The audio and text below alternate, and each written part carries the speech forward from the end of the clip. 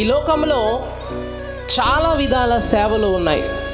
Food service ఉంది, అలాగే education ఉంది.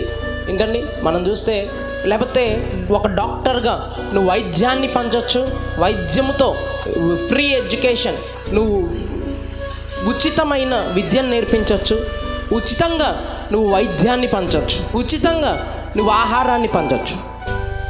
దేవుని సేవ చాలా ప్రత్యేకమైంది. ఎందుకు అంటే ఇవన్నీ రంగాలలోకి నువ్వు వెళ్ళినా ఈ దేవుని సేవలో ఏముంది అంటే సంపూర్ణత దాగి ఉంది. హల్లెలూయా. దేవుని సేవలో ఏమి దాగి ఉందంటే పరిపూర్ణత దాగి ఉంది. ఆమెన్.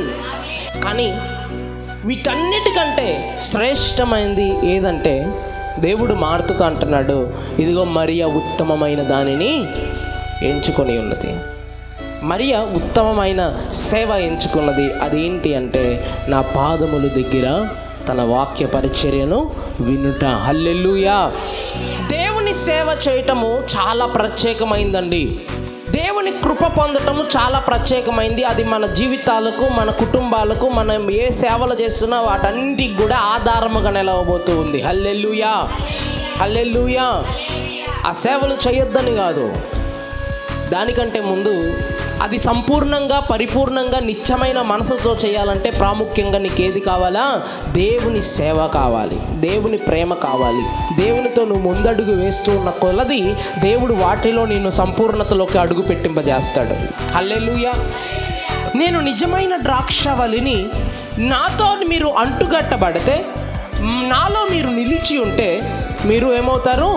ఫలింపబడతారు, మీరు ఫలిస్తారు, మీలో ఒక గ్రోత్ అనేది స్టార్ట్ అవుతుంది అని దేవుడు మాట్లాడుతూ ఉన్నాడు. ఈ రోజున మనం ఎందుకు ఎండిపోయిన జీవితాన్ని అనుభవిస్తున్నాము అంటే, ఎండిపోయిన వారిగా ఎందుకు మనం ఉన్నాము అంటే కారణం నువ్వు సేవ చేయట్లేదు. కారణం ఏంటి అంటే నువ్వు దేవునికి నమ్మకంగా లేవు. కారణం ఏంటి అంటే నువ్వు దేవునికి ఒక సపోర్టెడ్గా నువ్వు లేవు, దేవుని సేవ జరిగించట్లే. ఒక పరిపూర్ణమైన మనసుతో, పరిపూర్ణమైన హృదయంతో నువ్వు దేవుని మందిరంలో లేవు గనుక నువ్వు ఎండిపోతూ ఉన్నావు. నాలో మీరు నిలిచి ఉండండి అన్నాడు దేవుడు. నాలో ఏమో ఉండాలా? నిలిచి ఉండాలా అని దేవుడు మాట్లాడుతూ ఉన్నాడు.